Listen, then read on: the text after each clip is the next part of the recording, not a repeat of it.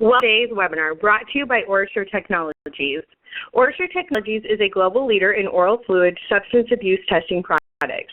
Their unique assays provide accurate and easy-to-administer testing methods to help determine the presence or absence of drugs or alcohol in a person's system.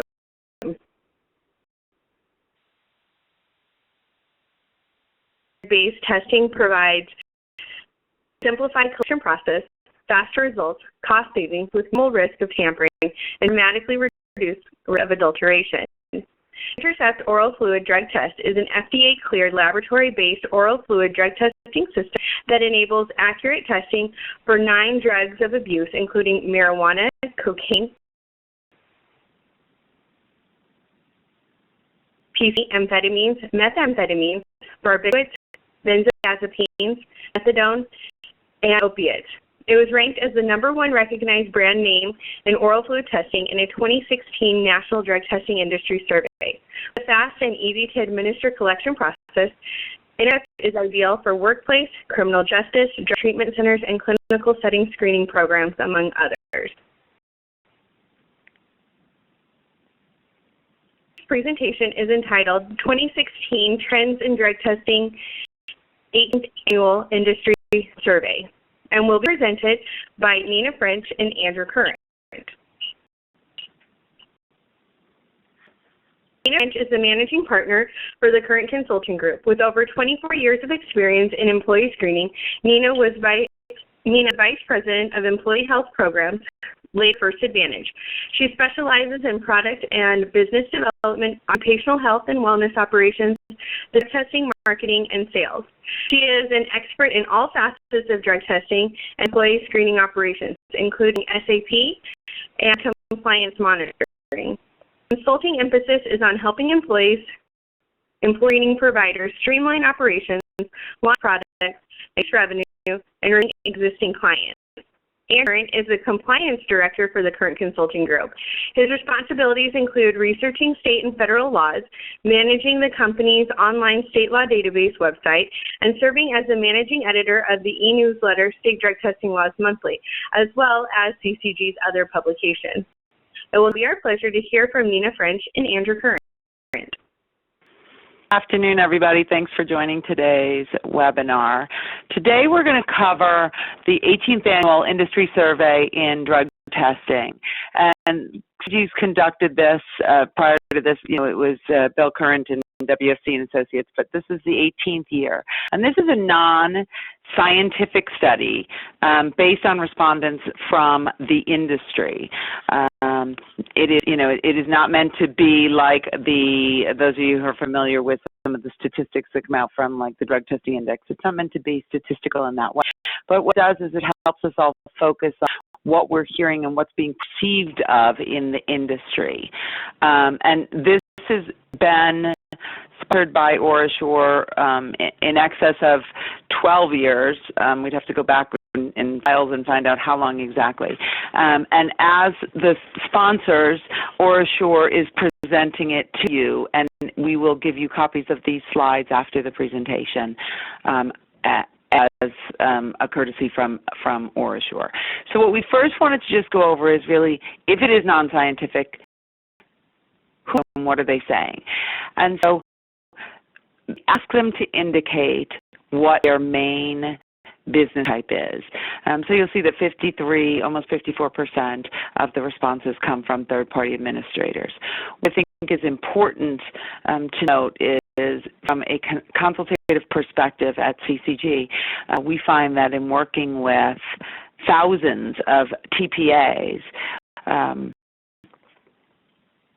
it's to find 2 TPAs who are doing the same things, who sort of started out with the same idea, or who have exactly the same products and services.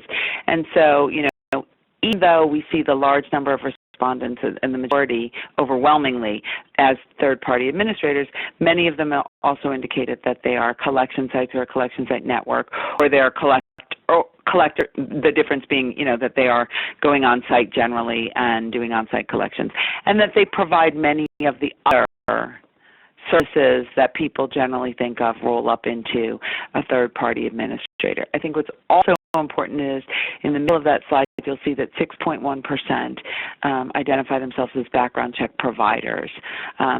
As we change this survey year over year, we're going to look at getting some stronger indication, because we do know now that a large percentage of the overall testing volume that's happening in our industry is actually done by what was traditionally thought of as background check providers, and that drug testing has become a single element in an overall drug testing package that's in general seen for, hiring purposes.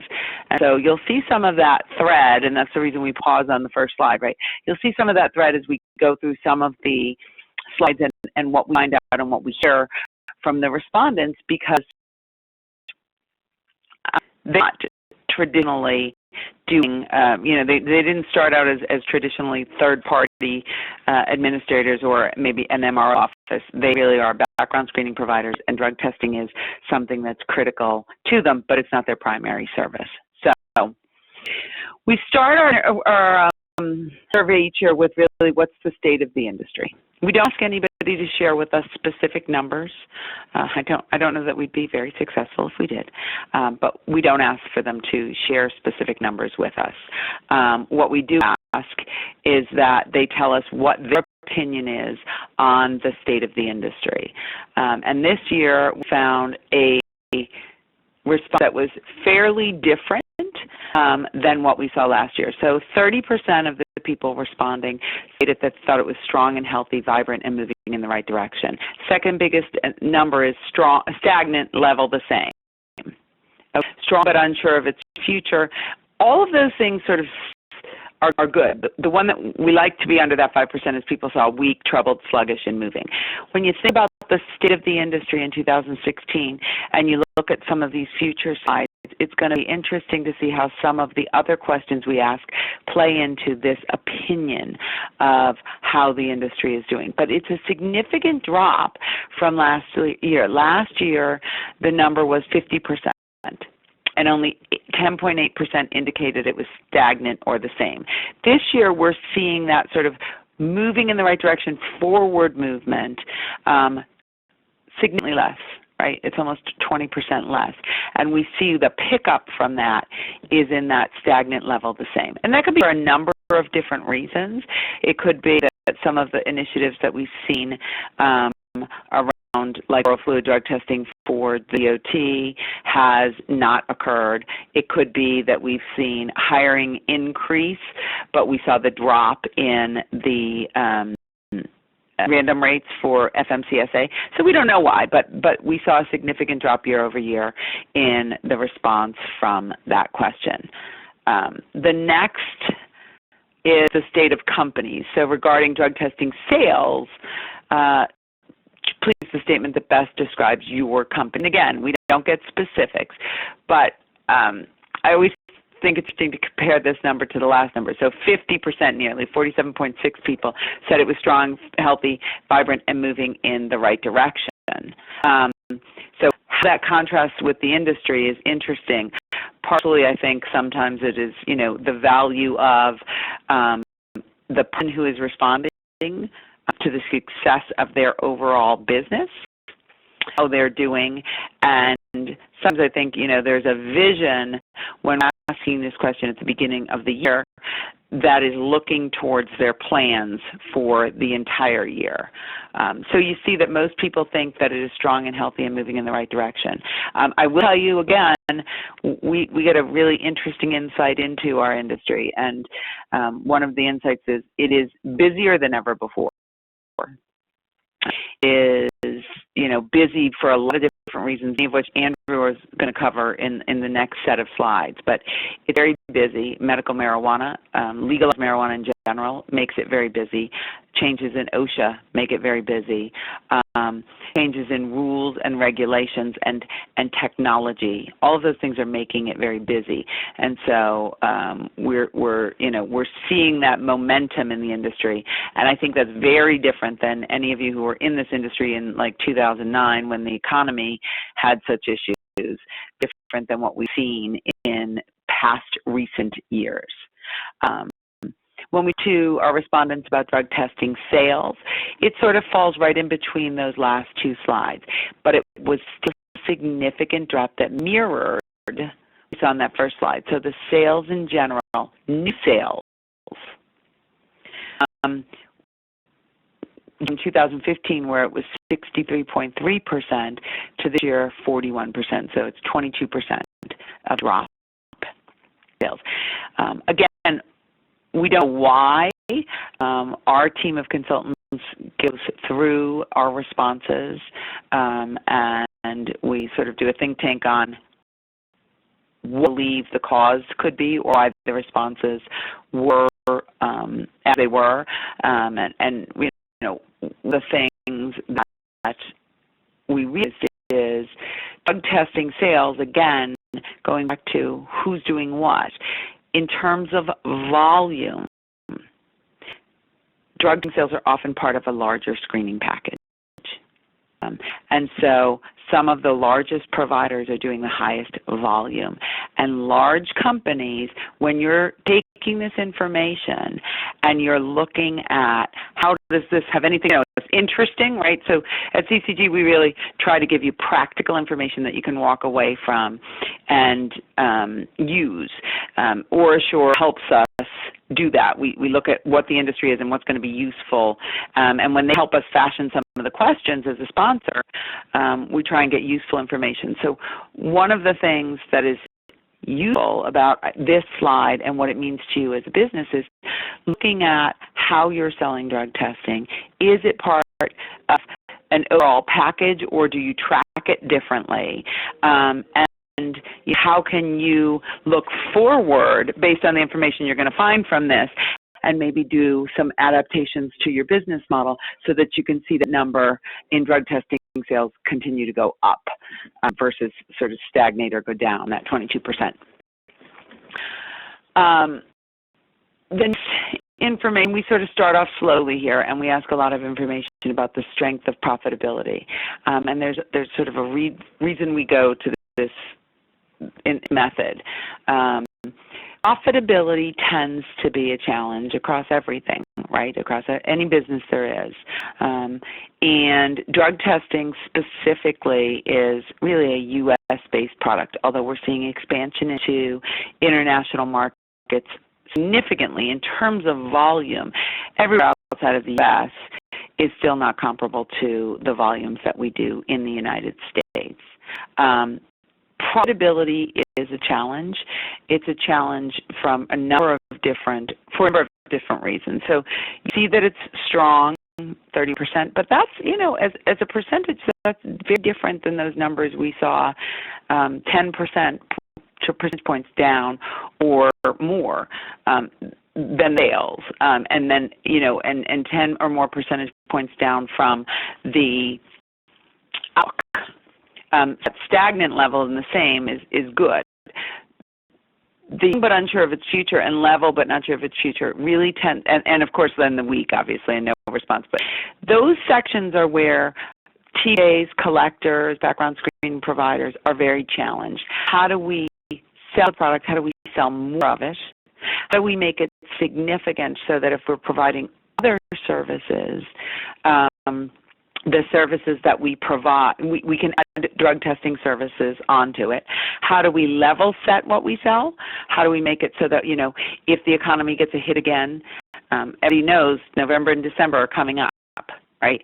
November and December are not good for hiring because the seasonal hires have dropped, and so people tend to really put the brakes on hiring until the first of the year. So, you know, are you looking at your business and trying to change your market and change the makeup of your clients so that you're providing services that are drug testing, or are they policy-based, or are there alternate ways that you can increase the profitability of your drug testing program, increase the sales, increase the percentage of people who are buying more than one product from you? And so we track this and we look at it. It's good that the, you know, sort of the negative impact is perceived to be smaller than the strong and healthy, but we do know that profitability of drug testing based on the responses we receive, and we do get comments that we share with our sponsors as well, is often seen as one of the biggest challenges for screen providers in the industry. So profitability is going up for drug, and that's good news. What we just talked a little bit about cost year over year. This was one of the more significant numbers in terms of a large majority. Year over year, costs were needing to go up. See some of those. A bit of up that 21%, but 71%, the overwhelming percentage, saw that lab prices were not going up. And we're going to talk about all these tie together here as we move through the next couple slides. So one of the next slide is a collection cost. Now I know that likely a lot of the attendees on this call are collect or a percentage of your overall revenue that comes from collections. If you're not, then also very likely to have the challenge of the collection cost trends going up year over year, and how do you manage that? It would be, if I didn't mention with or on the call and sponsoring the call,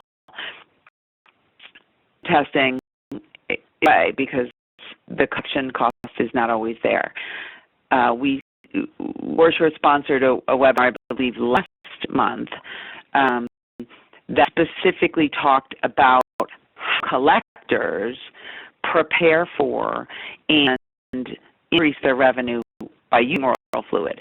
And so again, today's call is to these trends and to get your mind thinking about what these trends mean to you in your business.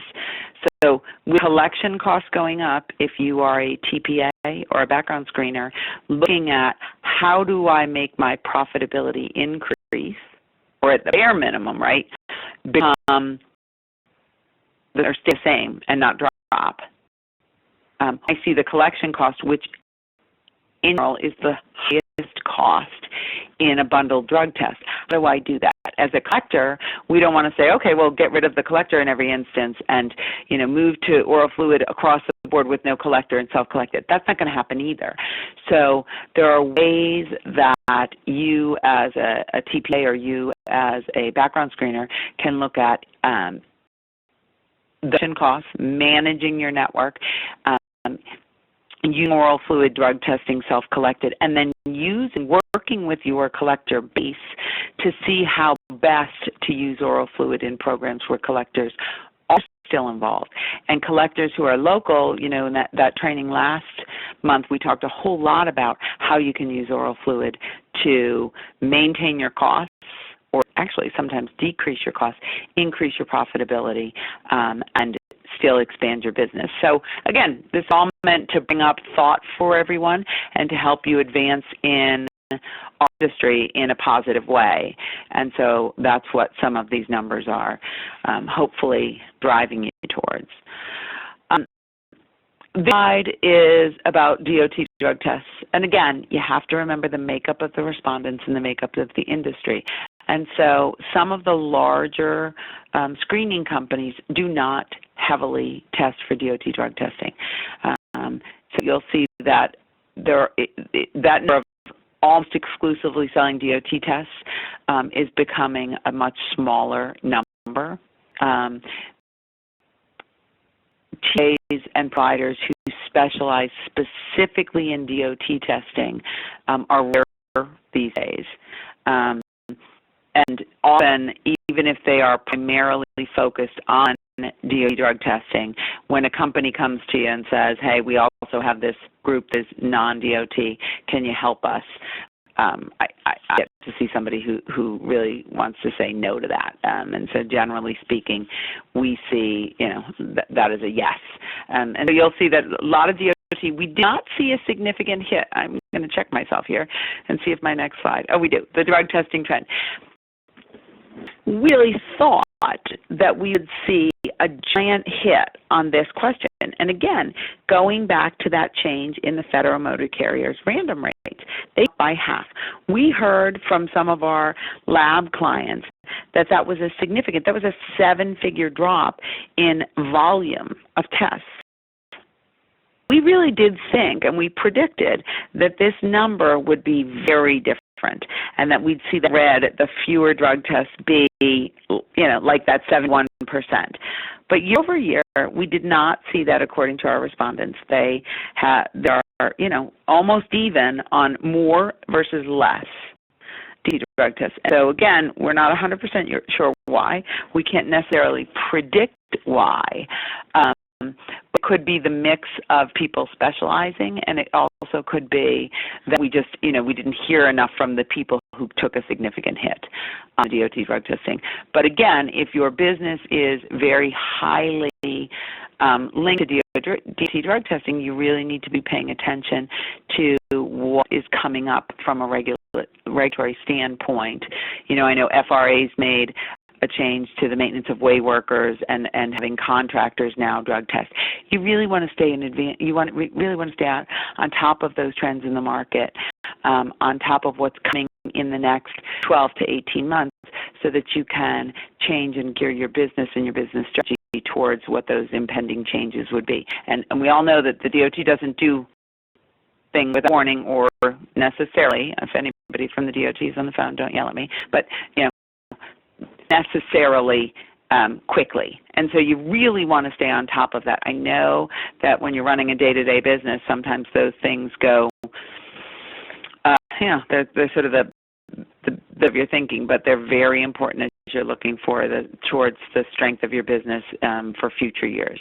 And so, like we said, we didn't see a giant drop. They had already seen it as something that passed. So 50% of our respondents says we already experienced that drop and now we're over, and we anticipate seeing additional drops. We got about 22% of that. But we saw a significant number of clients who said even though the FMCSA dropped the rate, we had many clients who said they continued to test at that 50% drug test frequency. Try and connect the dots on what that means. We don't know what it means, but if had to predict, and again, our consulting team has hundreds of years of experience when we all add up our tenure.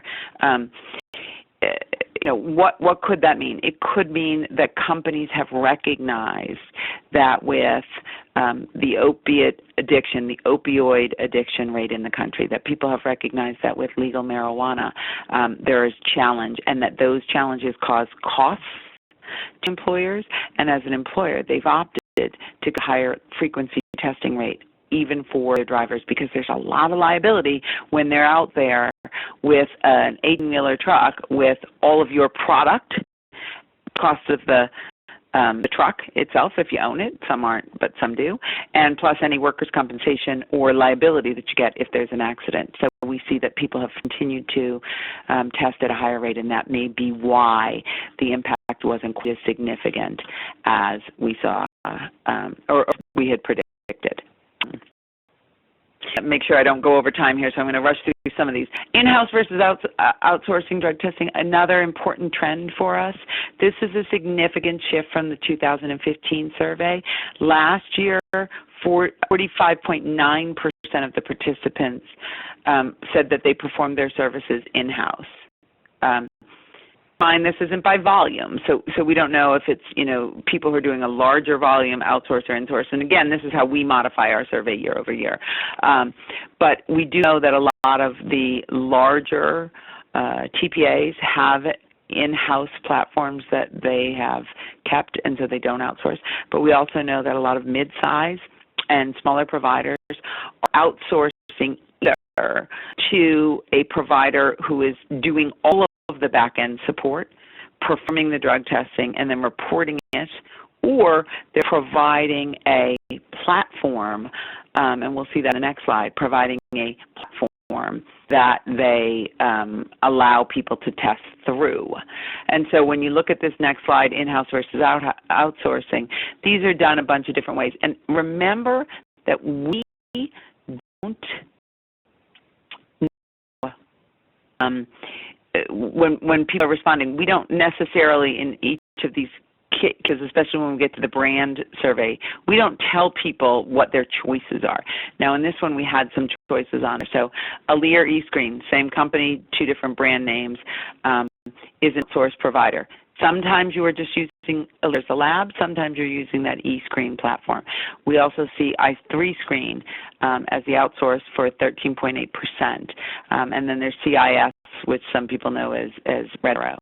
And so there are, but that other category is huge, right? So people are outsourcing either to another provider that they've partnered with, or by using a platform that is a sort of quote-unquote out-of-the-box solution. Or for the case of i3Screen or Alere, they are synced in and using both their technology and their operations to provide their drug testing services for people.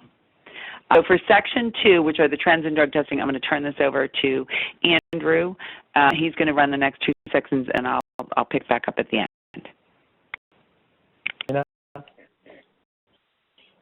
So I have, Nina went over a lot of business stuff, and she really got a good grasp of that. And I do what I think is a little bit more interesting. Not that business is not interesting, but I can talk about some of the trends that we hear about, like the SAMHSA oral fluid regulations that are still in the works. But we hear about these things, and I get to talk about some of that.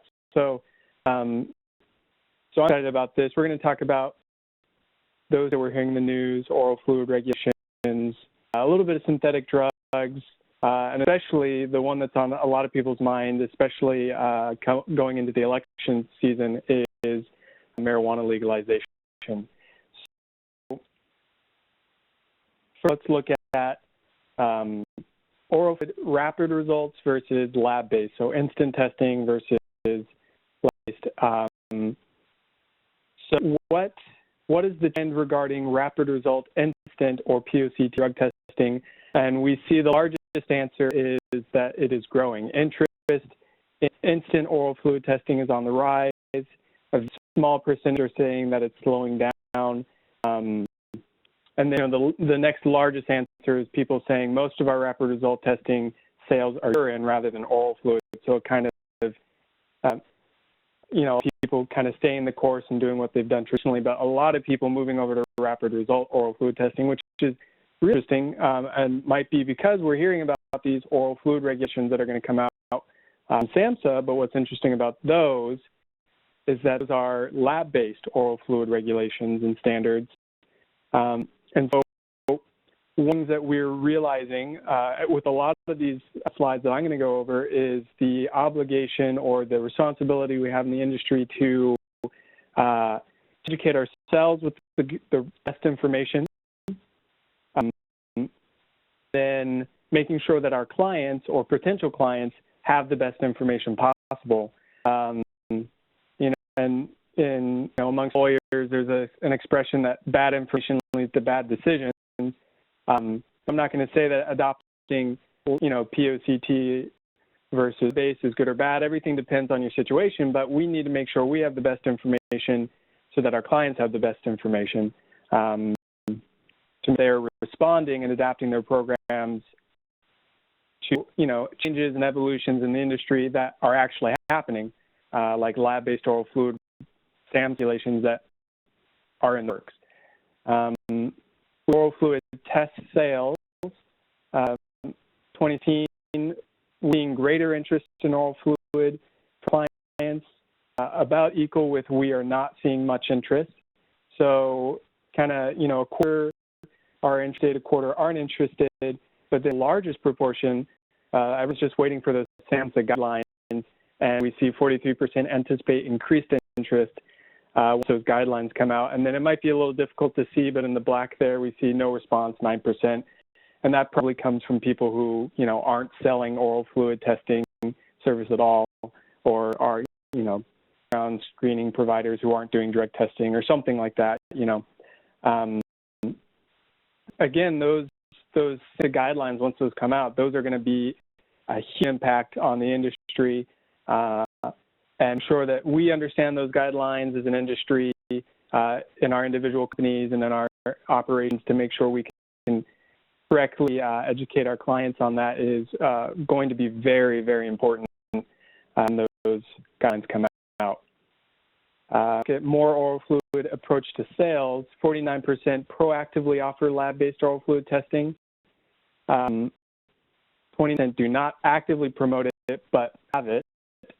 And then 2%, we will offer lab-based oral fluid testing only when DOT adopts the SAMHSA regulation. So it's interesting that we see a lot of interest, 43% on that last slide of people saying they expect a lot more interest once the SAMHSA regulations are out.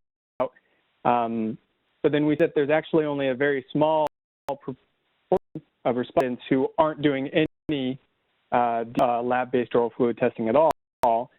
So a lot of people are waiting for those regulations to come out, but in the meanwhile, they're still selling oral fluid either actively or passively.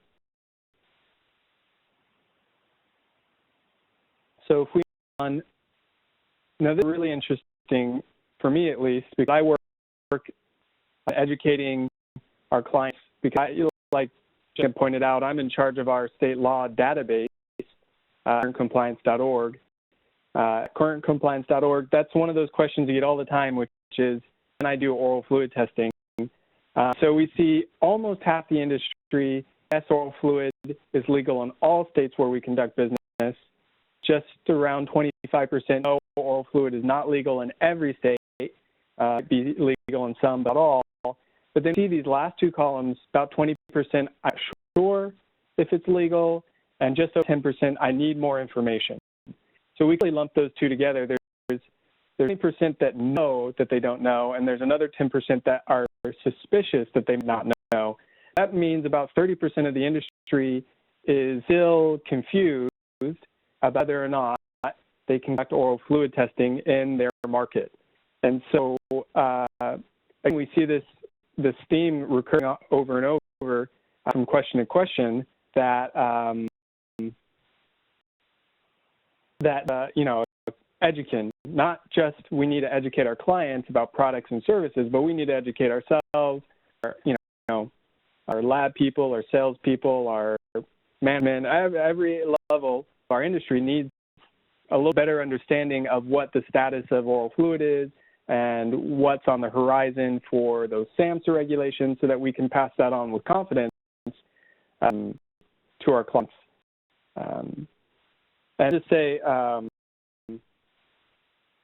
one comment that came off of this question as just a little ha-ha was one person said, no answer, and their comment was, no one wants oral fluid anyways. So there's at least one person out there who thinks no one wants oral fluid, so what does it matter if it's legal? But the 70% are and about 30% need to do a little homework, and we're happy to help with that. And that's kind of one of the goals that we have with the webinar presentations.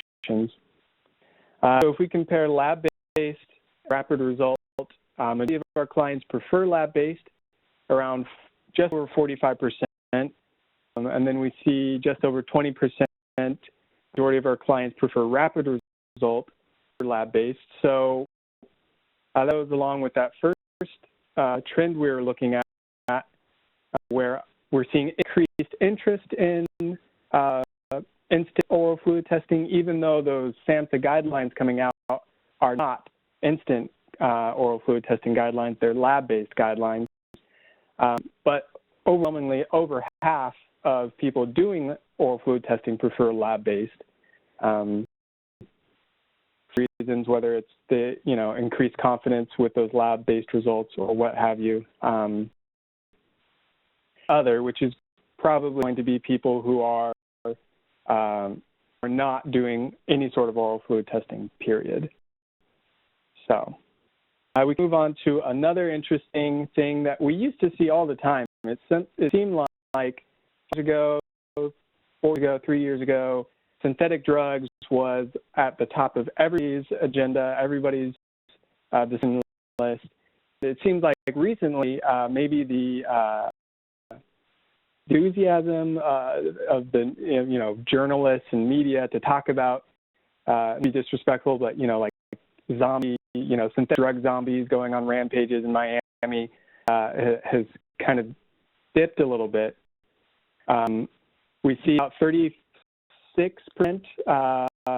companies see a growth in synthetic drug testing. Just under 30% see it slow down, and then barely over 30% say it's non-existent.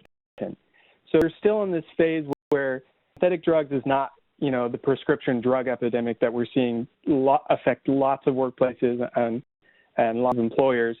We're still in the prevention stage where it hasn't turned into an epidemic. I'm grateful for that. But if you do research, the synthetic drug crisis hasn't gone away. Law enforcement efforts, lawmakers have done a good job of a lot of situations pushing synthetic drugs out of gas stations, liquor shops, smoke shops.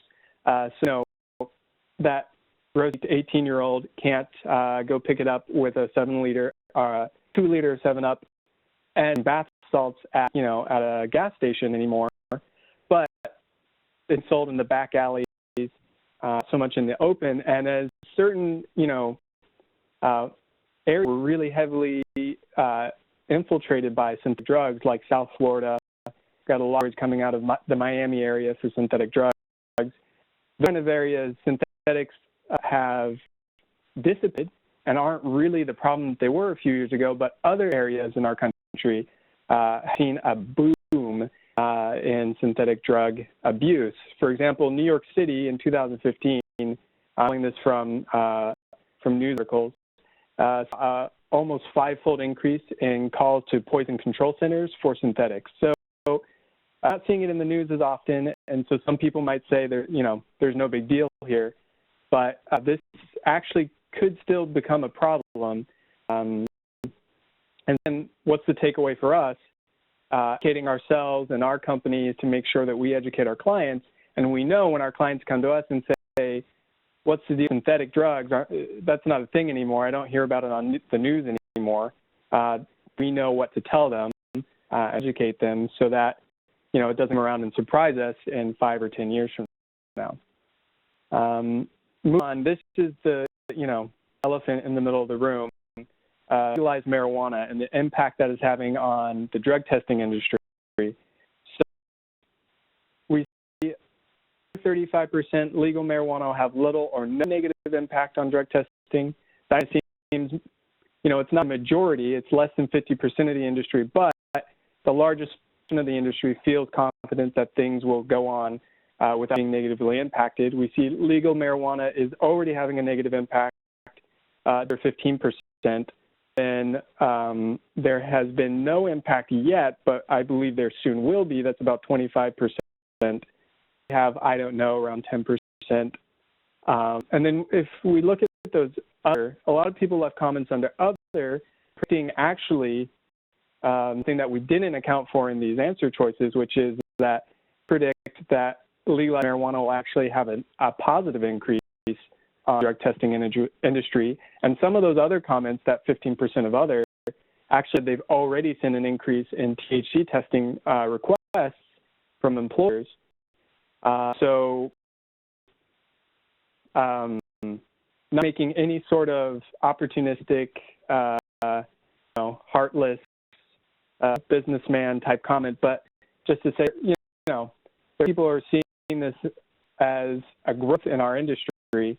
And it makes sense as more people have access to marijuana and more people are smoking marijuana and think they have a right to smoke it and come to work impaired, the employers are going to start reacting to that more proactively, perhaps, than they have in the past. So it's a very interesting trend, especially those comments to the other comments section. So we get another question on the impact of legalized marijuana, and we see overwhelmingly, we don't have the percentages on the side, it's there in the bar, it says 85.9% We actually encourage our clients to continue to drug test for marijuana. It seems like the industry is more or less resolute on continuing to push for marijuana sales. At least it's reassuring that we haven't been dissuaded from what we do for a living. But we see a small percentage, it might be hard to see there, it's around 3% of the industry is confused about client rights to continue testing marijuana. So that's also encouraging to see that overwhelming majority, it's a very small minority of us confused about what employers can actually continue drug testing for marijuana in places like Colorado. If, California, Nevada, Arizona passed legal marijuana laws this November, it's good to see that most of us know that does not mean that employees now have a God-given right to light up and come to work. But we see this is very interesting. 4% we need help understanding the marijuana situation so we can help our clients. And then 25% legal marijuana could potentially harm the drug testing industry. And then 7% I don't know. So we take that 10% we need help understanding and that 7.8% I don't know. Almost a quarter of the industry isn't necessarily confused, but isn't as educated and confident as we need to be as an industry. And the honest truth is that no, marijuana laws in all these countries do not create, an inalienable right to come to work impaired. And so that's one of the goals of these ongoing webinar series that OraSure does from month to month. And I'll plug them because I've participated on some of these as a participant. They're resources. If you're 21% that needs help understanding or is not sure, or the 3% that says you are confused, then, these webinars that OraSure is doing about legalized impairment, quote unquote, is an excellent opportunity to get those facts that you need to arm yourself to go and train your trainers, train your managers, train your salespeople, train your people to go out and correctly educate your clients and make sure that they aren't making that decision, and modifying tried and tested and proven methods of, drug workplaces because they don't know any better. So, speaking of employers, what's this next question? Impact of legalized marijuana on employers. 90% employers are confused and worried about how to deal with marijuana in the workplace. So while most of us in the drug testing industry are pretty sure we know what the answer is, we're seeing most of our clients do not know what the answer is. And that makes sense because, they're construction, they're not in there doing drug testing all day long or collecting all day long or getting policies all day long. And so they look at us as the expert to help figure out what they're supposed to do about legalized marijuana. And I spoke at a human resources conference a few weeks ago, and I can say just anecdotal conversations, evidence.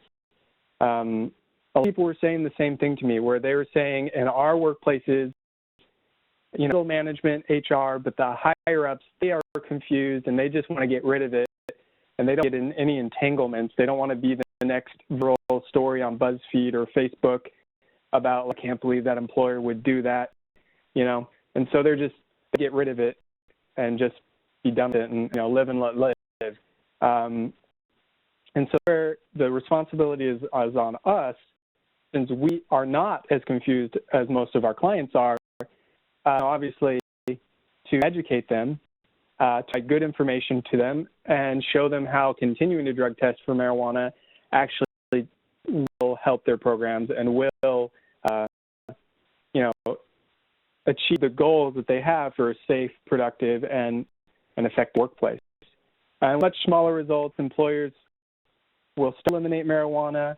Some employers already have eliminated marijuana, and we've seen stories of employers, like nationwide employers stop drug testing in the last year. That actually is a big problem, and that, is our responsibility to help them not make that mistake.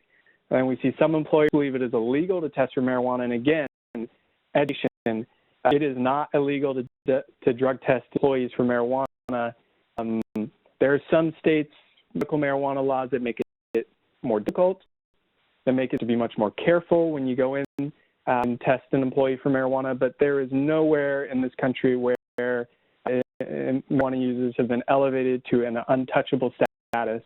No one has the legal right to smoke and come in impaired. So, and then the last thing, some employers believe it is illegal to terminate someone who's positive for marijuana. I've seen a lot of laws that are crafted in a way to give that impression. I think that's the intention, is they want, the lawmakers voting on this in the Senate and the judges who will interpret this, if it users are untouchable, we know that would send up a red flag for those lawmakers. So they want a way that gets past the people who do this for a living, but then discourages the rest of us who aren't judges, who aren't lawmakers, and see that and think, oh, it must mean it's illegal, but it's not.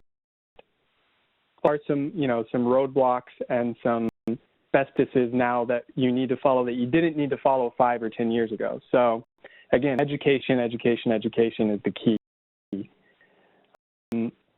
So with that, really quickly, I'll go into some of the brand name recognition. Now, what we did is we didn't give people answers. We just asked them a question and asked them to put in the top 3 people that they thought, top 3 brands that they thought of that category. So, for example, laboratory urine, we see Quest got 50% of first mentions, 12% of second mentions, 6% of third mentions, and then a huge drop-off or a huge difference was LabCorp in second place, and Durell, Alere, and MedTox, all kind of tying for first place mentions. And I see this trend a lot. A lot of the time, that first place really is a big margin towards people recognizing the company. We see a similar thing with lab-based oral fluid, OraSure with 47% of first mentions. Big drop-off between that and Quest, Alere, QuantaSol, and Omega Labs. In oral fluid, a little bit more even distributed results, but OraTech first, then iCup and Quest. And what's very interesting here is that iCup is not an instant oral fluid testing device. So a little bit of, maybe brand confusion on some of those iCup users. But we just take the results and tell you what people told us. So we look at instant urine, and this makes a little bit more sense. Alere and iCup at the top, and of course iCup is an Alere product. And we see express results, eScreen. Testing, no big surprises here. Cymetics 50%, and then again that big drop to second place with Omega Labs, Quest, LabCorp, USBTL. Collectors, this is a pretty even distribution on collectors. Quest at 35% of first mentions, then Contra 29%, and then the jump off is in third place with LabCorp, EMSI, and US HealthWorks. Out testing, a little bit more even distribution, Intoximeter, QED, LifeLock, but Intoximeter 37%, and QED not too far behind with 25%. The MRO services, again, a big difference. Unity Services in first place, Furnish in second place with only 15% versus 46% of first mentions. TPAs, a drop off between Descent first place and then First Advantage and First Lab and eScreen and second, third, fourth, and then coming in there at fifth. Providers, starting with 28% of first mentions, and then a tie with First Advantage for first mentions. But then if you look, Sterling has so many more second mentions that kind of bumps them up brand recognition ranking. With management software, and we have a trend here, FormFox with a pending lead of management software, and we look at the next, electronic chain of custody, again, FormFox with a commanding lead in the brand recognition. That, I apologize if I went through that pretty quickly, but I wanted to pass the ball back to Nina there. Okay. Oh, thanks, Andrew. Just a recap on the brand recognition. As you go through the slides, we didn't want to go through them in detail, in too much extreme detail, but we wanted to cap now the overall concerns and comments. When you look back at those brand recognition slides, there's a couple things that I think stand out. As maybe our respondents aren't always reading the question exactly as we put it, and so we'll keep continuing to adapt our survey so that we get those answers in. And have them respond well. Some of them, I think, are significant when we go back to that oral fluid slide, and I don't know if I want to page through them all, but on the oral fluid side, we saw OraSure stand out significantly, the overwhelming majority. What is interesting is when we saw those responses, we saw as a high number on there and Alere as a high number, and they both still test on the Intercept device. When we saw Alere and eScreen represented on the slides differently, still one company. And so for us, one of the things that we think is always interesting in brand name recognition is, although, and we talk about this in different companies and we consult on this, if you think you are too small to understand what brand recognition is, you're not. And so, making sure that people know who you are, making sure that they can recognize what you do is important, and that, continuing to sort of sponsor your brand and all the products you have under your brand is important, but you might know, you see, as you did in this instance, that just because someone's not recognizing you for specifically what you're doing, doesn't mean you're not doing it, doesn't mean you're not recognizing revenue from it, and doesn't mean you're not growing from it. But there's seems to be a persistent confusion about all the changes in the industry and sort of who's doing what, and who has which pieces. And so it's just always interesting when you're looking at the different brands, and as you as business owners, product owners, salespeople are looking at how to promote your brand in the industry, those are important slides to go back through and to notice those differences and to see if that applies to you in your industry and in what you do. So again, we're just going to go back and sort of reiterate some of the bigger things that we saw in the 2016 industry survey. We saw that collection cost increase, and we did not see rapid response cost increase. We saw that stable, and we saw that with lab-based testing as well, so lab-based oral fluid and lab-based urine testing. So again, if you're in collections, you've got to understand that that's the primary business you're in. You've got to look at your business, see what the impact of that is, and look at what is coming up in industry, both regulated and unregulated, and to predict and start to plan for how that either, because it may not be you, right? You might say, hey, we dropped our cost. It may not be you, but you need to look at what that cost is and how that's going to impact your business, and start to plan for all of the trends and all of the differences that are coming up in hiring and then in our industry specifically, to see what you do to that or what you do to plan your business around that. If you are someone who said, yeah, that's going up, then you also need to look at working with your vendors, working with your network, looking at increasing oral fluid testing, lab-based oral fluid testing, where you can stabilize your national collection costs, because, most of it is self-collected. So, again, not to say don't use collectors. This is to say look at those trends, look at what's coming up in the industry, and what people are perceiving, correct or incorrect, right? Because sometimes that doesn't matter, in the industry, and look at your business model and how you can affect change in it. Outsourcing versus in-house, again, significant change in the trend. We saw that in several different ways throughout this presentation when we talked about platforms, platform providers, true technology versus true outsourcing. So you want to look at the impact of the acquisitions and mergers. There were significant acquisitions and mergers in the past 2 years in our industry, and they continue to happen. And so as those happen, you're going to see this change. You're going to see the impact of that, because it takes years when a large company acquires, the brand sort of fits into the new brand or the combined brand, and then the technology. When these are happening and when acquisitions and mergers are happening, people are always looking at the technology platform and making decisions. And so we're seeing that as a significant trend. We're seeing new players. SaaS means service as a software.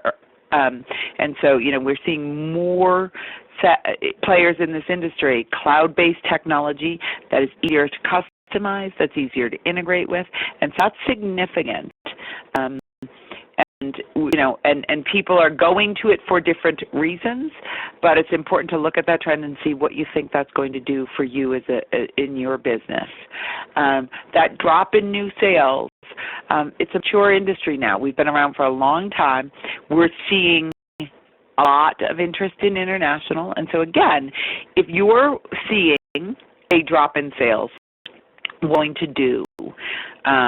If you are only providing drug testing services, is there a model where you can look at additional services? And that could be background checks. That can be, adding fingerprinting into your mix. That can be looking at additional services like DOT physicals or DOT lookalike physicals, or expanding your business model to include a lot of post-accident testing, reasonable suspicion testing and guidance. So you can look at all of the things that are affecting sales and start to look at how you differentiate yourself in the industry and how you use your new sales how you change your sales model, and always paralleling that again to those profitability numbers we saw in the presentation. So you want to have those two together. And then lab-based oral fluid, it's coming for DOT. So again, if you are a TPA, if you are a background check provider, if you are a collector, and you're not thinking about how lab-based oral fluid is going to change our industry now, it's not tomorrow, but it's significant. The last thing you want to do is anyone out there to not realize how impactful that's going to be for our industry. So the time is now to really have prepared to look at how it can help you stabilize costs, how it can help you increase sales. That one person that Andrew mentioned who responded and said nobody's asking for it. If nobody's asking for it, then you should be looking at presenting it to people so that your competitor's not out there saying, I'm in the door, they told us all about this, we thought it was great, we just didn't know to ask you about it. And then before you know it, you're finding out that they're walking out the door and you're chasing behind and saying, hey, we can do that too. So it's all significant.